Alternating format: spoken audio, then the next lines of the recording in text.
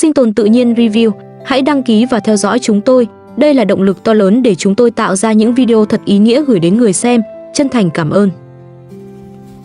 Hôm nay, khi nhiếp ảnh gia đến mảnh đất của Ali như mọi khi, nơi này đã bắt đầu một ngày mới từ rất sớm.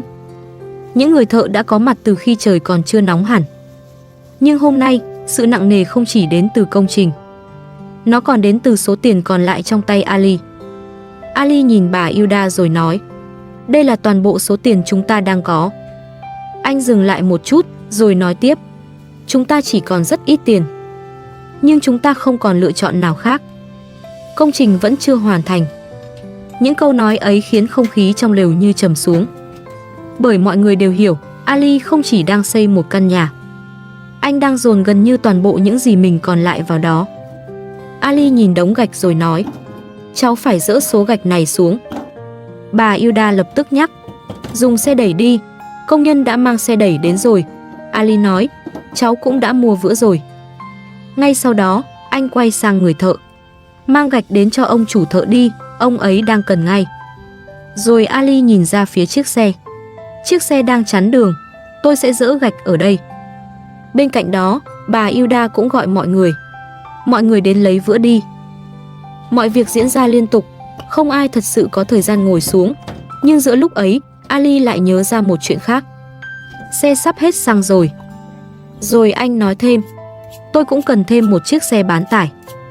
Chỉ trong vài phút đầu ngày, hàng loạt vấn đề đã hiện ra. Nhưng đó vẫn chưa phải điều khiến ngày hôm nay trở nên căng nhất. Bà Hilda nói, tôi phải đến nhà Askan để chuẩn bị bữa trưa. Ali nhìn bà rồi nói, hôm qua cảnh sát đã đến đây, vì vậy hôm nay tôi phải ra tòa. Câu nói ấy lập tức kéo mọi người trở lại chuyện Parisa. Mọi chuyện không còn dừng lại ở những cuộc cãi vã trong gia đình nữa. Ali phải ra tòa để trình bày.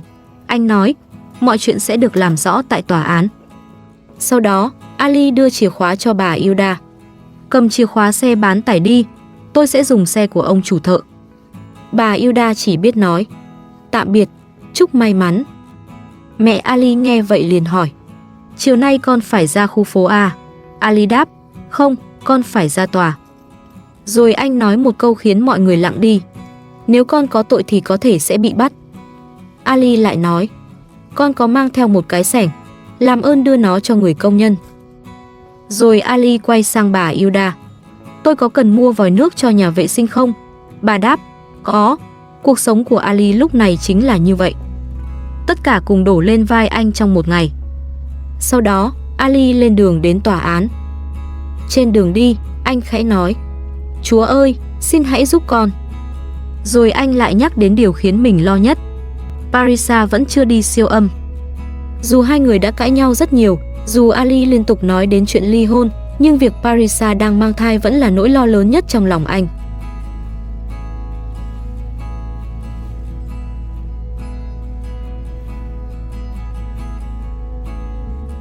Một lúc sau, Ali cũng đến tòa án.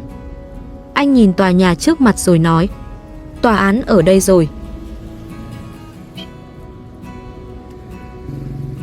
Không ai biết bên trong đã diễn ra chính xác từng chi tiết thế nào. Nhưng khi Ali và Parisa bước ra, có thể thấy rõ rằng cuộc đối đầu giữa hai người chưa hề dịu xuống. Ali nhìn Parisa và nói, bây giờ cô đã hối hận về những gì mình làm rồi phải không? Từ giờ cô phải làm theo những gì tòa án yêu cầu. Anh nói tiếp, cô đã sai khi kiện tôi. Parisa lập tức phản bác, chính anh mới là người có lỗi. Ali không lùi, cô muốn phá thai mà không có sự đồng ý của tôi. Tòa án đã xác định cô có lỗi trong chuyện này. Cô đừng phạm thêm sai lầm nào nữa. Parisa vẫn nói, anh hoàn toàn sai rồi. Đây là điểm khiến câu chuyện càng trở nên nhạy cảm. Những gì xảy ra trong tòa được Ali thuật lại theo cách của anh. Ali nói tiếp, thẩm phán nói rằng cô không được làm bất cứ điều gì gây nguy hiểm cho bản thân và đứa bé cho đến khi sinh. Cô phải chăm sóc đứa bé. Bây giờ chúng ta phải đi khám bác sĩ. Parisa đáp, anh có chăm sóc tôi đâu. Ali nói, hôm qua tôi đã đến nhà bố cô để đưa cô đi khám. Bây giờ cô cũng đã ký giấy cam kết tại tòa rằng sẽ không làm hại đứa bé nữa. Như vậy là đủ rồi. Nhưng Parisa vẫn chống lại, tôi sẽ không đi khám bác sĩ nữa. Ali lập tức nói, vẫn chưa muộn đâu. Nếu cô không hợp tác, tôi có thể báo cảnh sát. Rồi anh nhắc đến Sơ-Gian. Cô và Sơ-Gian sẽ không thể thắng tôi ở tòa đâu. Nếu cô có lỗi thì tòa án đã làm rõ rồi. Bây giờ mọi chuyện đã rõ rồi. Parisa chỉ nói, tôi đau đầu quá.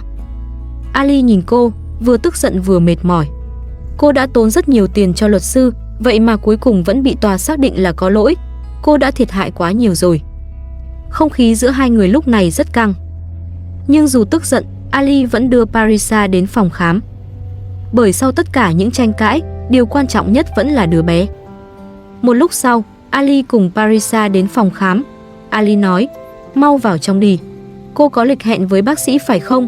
Parisa đáp, vâng, chúng ta nên đi thôi. Ali nói, tôi sẽ đợi cô. Lần này, cuối cùng Parisa cũng vào khám. Sau những ngày trì hoãn, sau tòa án, sau những cuộc cãi vã trước mặt gia đình, Ali cuối cùng cũng đưa được cô đến gặp bác sĩ.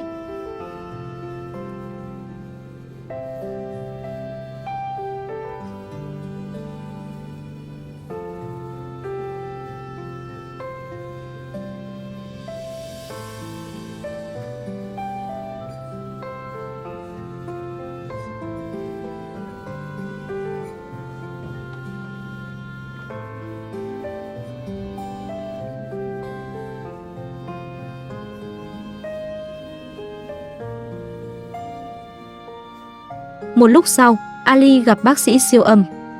Điều đầu tiên anh hỏi là, đứa bé có vấn đề gì không? Bác sĩ đáp, không, tạ ơn Chúa, em bé vẫn khỏe mạnh.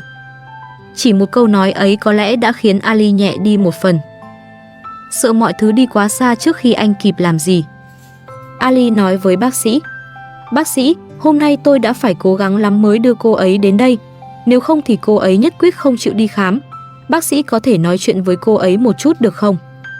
Bác sĩ quay sang Parisa và nói, cô sắp làm mẹ rồi, cô phải có trách nhiệm với đứa con của mình.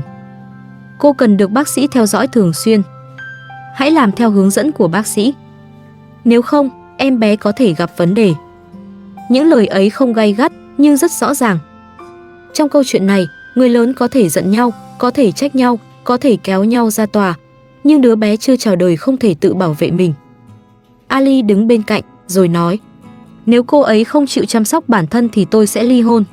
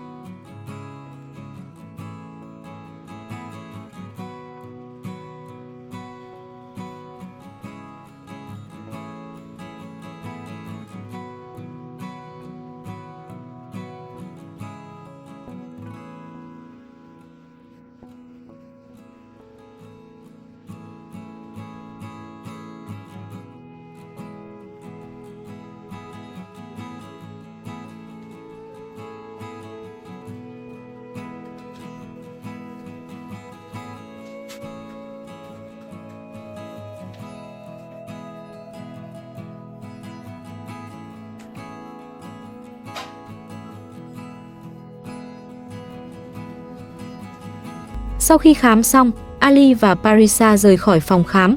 Ali nói, bây giờ cô đang được bác sĩ theo dõi, cô không được trì hoãn việc khám thai nữa.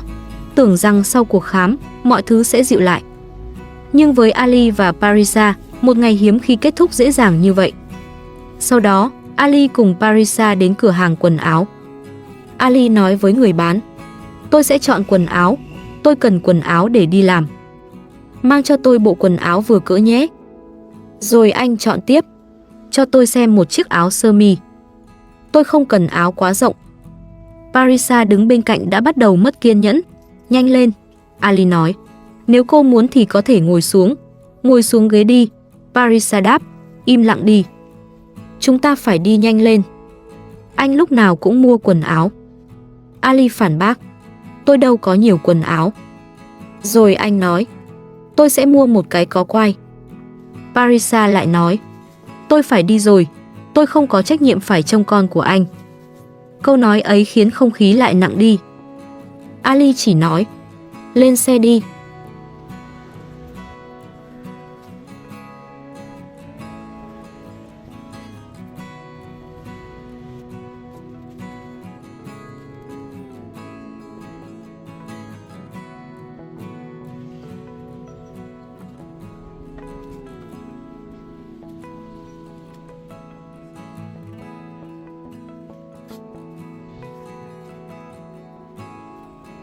Nhưng Parisa tiếp tục, anh phải mua đồ cho đứa bé. Ali đáp, mẹ cô phải mua quần áo cho đứa bé. Parisa nói, anh cũng phải mua một số thứ cần thiết. Ali giải thích theo phong tục. Theo phong tục, khi con gái sinh con đầu lòng thì gia đình nhà gái phải chuẩn bị đồ cho mẹ và em bé. Cô muốn tôi phải bỏ tiền ra sao? Parisa đáp, đó cũng là con của anh mà. Ali vẫn giữ quan điểm. Theo phong tục thì những thứ đó là trách nhiệm của mẹ cô. Đây là một chi tiết rất đời thường, nhưng lại cho thấy mâu thuẫn giữa hai người đã lan sang mọi thứ. Không còn điều gì có thể được nói ra nhẹ nhàng. Parisa nói, tôi không về nhà với anh phải đưa tôi về nhà bố tôi. Ali đáp, không, cô tự đi đi. Parisa nói, tôi sẽ không đi bộ. Ali hỏi, sáng sớm cô đã đi đến tòa cùng ai vậy? Tại sao mẹ kế của cô không đi cùng? Rồi anh nói thêm, mẹ kế của cô chỉ đang tác động đến cô thôi. Nếu thật sự quan tâm thì bà ấy đã phải ở bên cô trong những lúc quan trọng như thế này. Ali nhìn Parisa, giọng vừa tức vừa chua xót. Tôi đã mong chờ đứa bé này suốt nhiều tháng qua. Sáng nay cô bước vào tòa án đầy tự tin, nhưng cuối cùng tòa lại xác định cô có lỗi. Parisa chỉ lặp lại, đưa tôi về nhà đi. Nhưng Ali không đưa cô về ngay. Anh quay về mảnh đất. Trên đường hoặc khi vừa về tới nơi, Ali nói, tôi sẽ không đưa cô về đâu. Cô đi đâu không liên quan đến tôi. Parisa hỏi, vậy tại sao anh lại đưa tôi đi khám bác sĩ? Câu hỏi ấy cho thấy sự mâu thuẫn giữa hai người. Ali nói không quan tâm, nhưng vẫn đưa Parisa đi khám. Parisa nói không muốn đi cùng Ali, nhưng cuối cùng vẫn lên xe. Hai người như đang mắc kẹt giữa tức giận và trách nhiệm.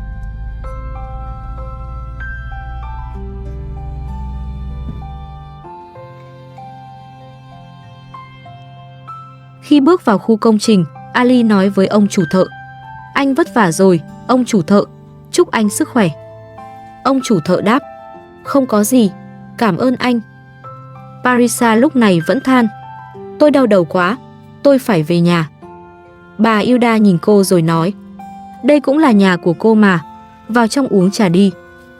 Parisa vẫn muốn rời đi, tôi phải đi rồi. Bà Hilda khuyên, vào trong với mọi người một lát đi, ăn xong rồi chúng ta hãy đi.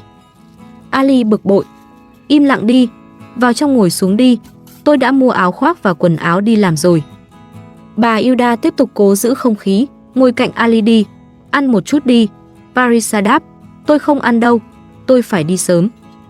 Bà Hilda nói, ngồi vào bàn đi.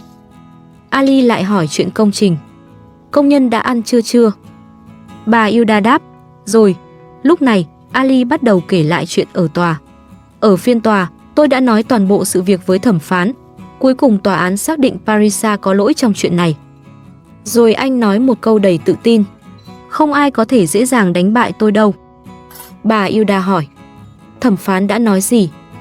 Ali giải thích, tôi nói với thẩm phán rằng Parisa muốn bỏ đứa bé mà không có sự đồng ý của tôi.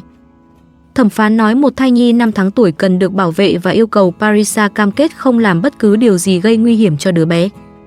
Bà Hilda quay sang Parisa. Parisa, lại đây ăn đi. Ali cũng nói, lại đây ăn đi, nếu không ăn thì mau đi đi.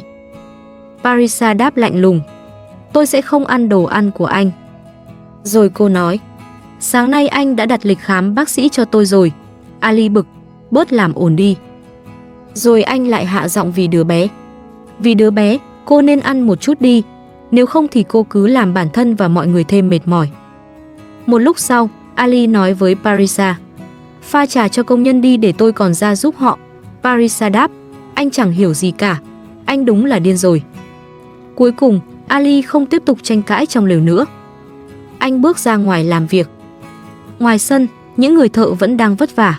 Ali nói, Mọi người đã làm việc nhiều rồi, nghỉ một chút đi.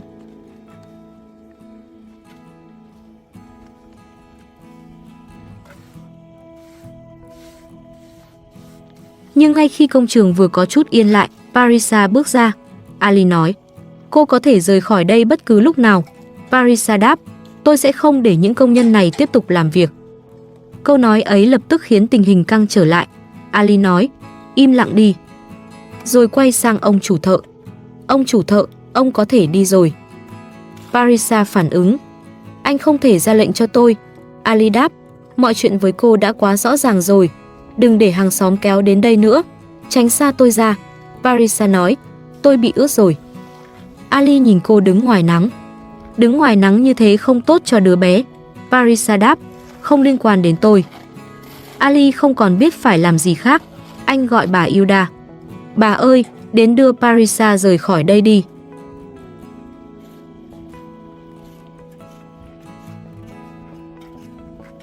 Bà Hilda khuyên, đừng làm phiền công nhân nữa. Parisa vẫn nói, tôi phải đi rồi. Một lúc sau, ông chủ thợ bước đến hỏi, có chuyện gì vậy? Bà Hilda nói, đây là nhà của người phụ nữ này. Người phụ nữ này là vợ của Ali. Ông chủ thợ nhìn quanh rồi nói, Ali đã làm việc rất vất vả mới xây được nơi này. Nhưng Parisa vẫn đưa ra yêu cầu quen thuộc. Căn nhà và giấy tờ đất phải đứng tên tôi. Ông chủ thợ nói, Ali là chồng cô mà. Parisa đáp, không. Ali lập tức xin lỗi mọi người. Xin lỗi, cô ấy đang ngăn không cho công nhân làm việc. Rồi anh nói, được rồi, mọi người cứ tiếp tục làm việc đi. Parisa phản ứng, đừng động vào tôi. Ali nói, tôi không muốn thấy cô ở đây nữa. Cuối cùng, Ali quyết định đưa Parisa về nhà. Trên đường hoặc ngay khi đến nơi, Parisa nói, buông tay tôi ra. Ali đáp, mau vào trong đi. Parisa nói, bình tĩnh lại. Ali nhìn cô đừng đến nhà tôi nữa. Rồi quay sang mẹ Parisa, đưa con gái bà đi cùng đi. Parisa nói, tôi suýt ngã rồi. Ali hỏi mẹ Parisa, tại sao bà không đến tòa? Mẹ Parisa đáp, tôi không có thời gian. Ali không tin, không, chắc bà có lý do riêng. Rồi anh quay sang Parisa. Parisa, cô phải làm theo những gì thẩm phán yêu cầu. Parisa nói, đừng can thiệp nữa, cút đi. Mẹ Parisa cũng nói, ra ngoài sân đi. Parisa tiếp tục, đừng động vào tôi. Ali vẫn muốn mẹ cô biết chuyện ở tòa. Parisa, nói cho mẹ cô biết thẩm phán đã nói gì đi. Mohammed Riza đâu rồi? Mẹ Parisa đáp, anh ấy đang ngủ. Ali tức giận, đồ dối trá, bà chỉ biết nói dối thôi. Parisa nói, ra ngoài đi. Ali đáp, tôi không ra đâu. Mẹ Parisa lớn tiếng, biến khỏi đây đi. Ali nói thẳng, hai người không có quyền tự ý bán số vàng đó. Hai người cũng không thể cứ liên tục kiện tôi nữa. Muốn làm gì thì cứ làm đi. Và rồi Ali rời khỏi nhà Parisa sau một trận cãi nhau dữ dội. Lần này cũng như những lần trước, không có hòa giải. Ali quay trở về mảnh đất của mình. Vừa về đến nơi, anh nói với bà Hilda, cháu đã đưa nó cho mẹ anh ấy rồi, hai người có cần giúp gì không? Bà Hilda đáp, không. Sau đó, Ali gọi cho cửa hàng quần áo. Anh nói, chiếc áo này hơi rộng, bảo thợ may sửa lại cho tôi nhé. Cuộc gọi kết thúc. Ali quay sang bà Hilda và nói ra điều mình đang nghĩ. Cháu đã mắc bẫy của Parisa. Cô ấy thuyết phục cháu đến thành phố, nhưng khi cháu đến rồi thì cô ấy lại bỏ mặc cháu.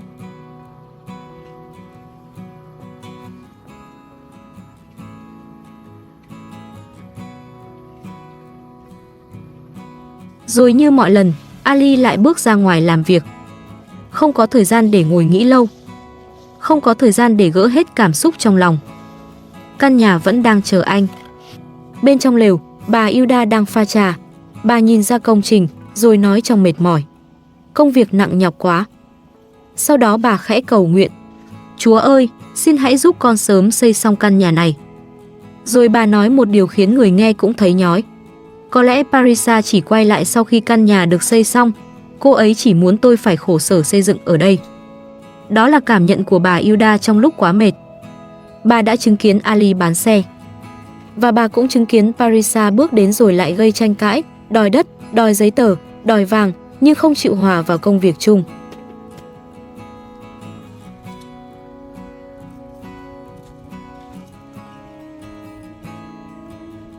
Bên ngoài, Ali vẫn đang làm việc.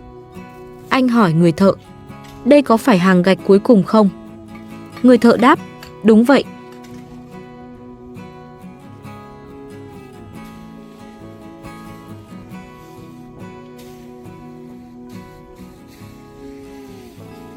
Một lúc sau, anh quay vào lều. Mẹ Ali nhìn con trai rồi hỏi, Ali, kể rõ xem chuyện gì đã xảy ra. Ali bắt đầu kể lại phiên tòa. Khi thẩm phán biết Parisa từng nói đến chuyện phá thai, ông ấy đã nói chuyện rất nghiêm túc với cô ấy. Parisa còn yêu cầu số vàng và mảnh đất phải thuộc về mình. Ali nói tiếp, tôi nói rằng tôi đã trả vàng cho cô ấy rồi, nhưng không có lý do gì để mảnh đất phải đứng tên cô ấy. Rồi anh nhắc lại điều mình nghe được. Tòa án nói rằng đất thuộc về người đã bỏ tiền ra mua. Với Ali, đây là một điểm rất quan trọng.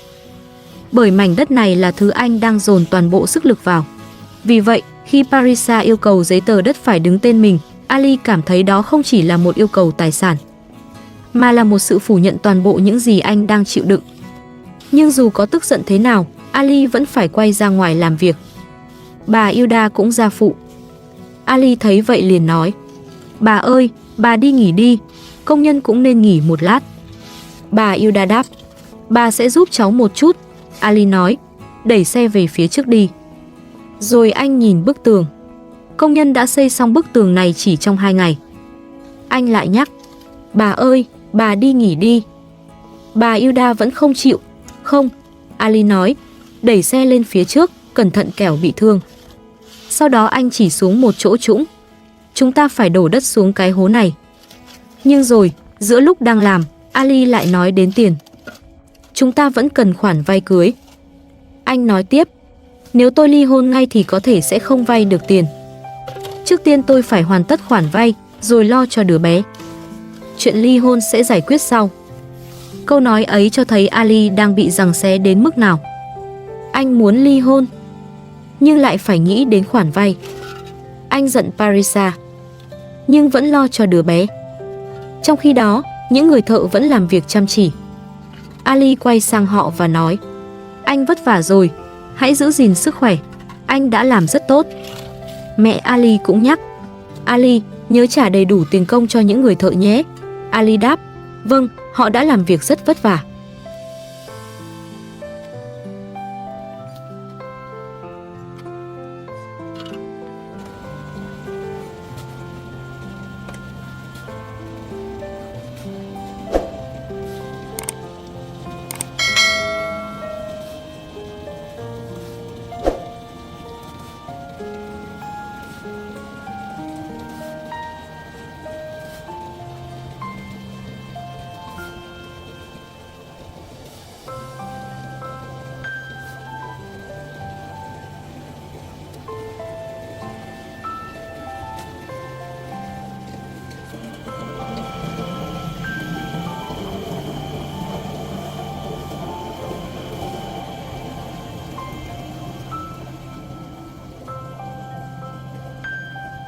Một lúc sau, Ali ngồi uống trà cùng mẹ và bà Yuda.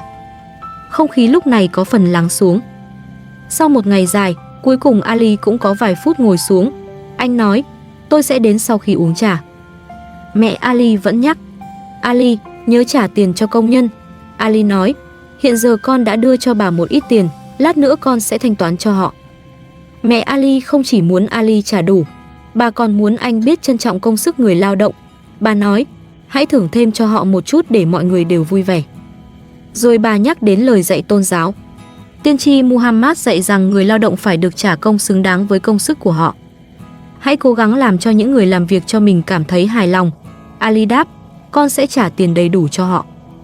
Mẹ anh nói tiếp, dù tối nay con phải nhịn ăn thì cũng đừng để người lao động bị thiếu tiền công. Ali trấn an, mẹ yên tâm, con sẽ trả đầy đủ cho họ. Rồi anh nhìn bàn tay mình, tay con bị thương rồi. Mẹ Ali dặn, buổi tối trước khi đi ngủ nhớ bôi kem vào.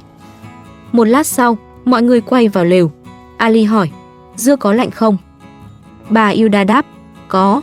Mẹ Ali nói, nhớ bảo Ali mua một cái bát đựng trái cây lớn hơn nhé. Bà Hilda nói, chúng ta cùng ăn trái cây đi. Một vài miếng dưa, một ly trà, vài phút ngồi cùng nhau. Giữa một ngày quá nhiều biến cố, những điều nhỏ bé ấy bỗng trở nên giống như một khoảng thở. Nhưng Ali vẫn không thể nghỉ lâu. Anh nói, chúng ta vẫn phải đổ đất xuống hố, còn rất nhiều việc phải làm. Rồi anh lại quay ra ngoài. Ngoài công trường, Ali tiếp tục làm việc với người thợ. Anh hỏi, anh cần nửa viên gạch không? Người thợ đáp, có, tôi đang dùng rìu để chẻ nó.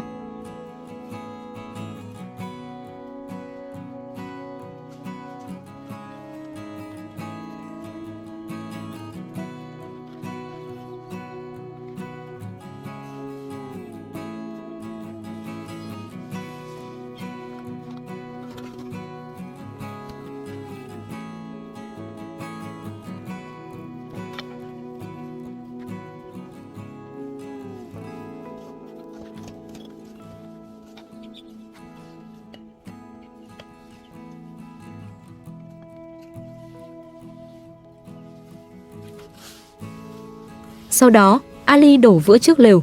Anh nói, đổ thêm vữa ở phía này nữa để quần áo của chúng ta không bị bẩn. Rồi Ali nói với người thợ, được rồi, vào phòng tắm thay quần áo đi. Ngày làm việc cuối cùng cũng dần khép lại. Ali bắt đầu trả lương cho người thợ. Anh nói, tôi đã nói chuyện với ông chủ thợ rồi, cầm trước số tiền này nhé, phần còn lại tôi sẽ trả sau. Rồi anh nói thêm, cậu đã làm thêm phần trộn vữa nên tôi sẽ trả thêm cho cậu. Người thợ nhìn tay Ali rồi nhắc, cẩn thận, đừng để tay bị thương nhé. Ali đáp, phần còn lại tôi sẽ trả sau. Sau đó anh gọi mọi người lại đây là chút tiền thưởng cho các cậu. Một người thợ khác cũng dặn, làm việc cẩn thận, đừng để bị thương nhé. Ali nói, tạm biệt, chúc may mắn, phần tiền còn lại tôi sẽ thanh toán sau. Người thợ nói, lưu số điện thoại của tôi nhé. Ali đáp, được rồi. Người thợ nói thêm, sau này nếu có việc cần làm, cứ liên hệ với tôi nhé.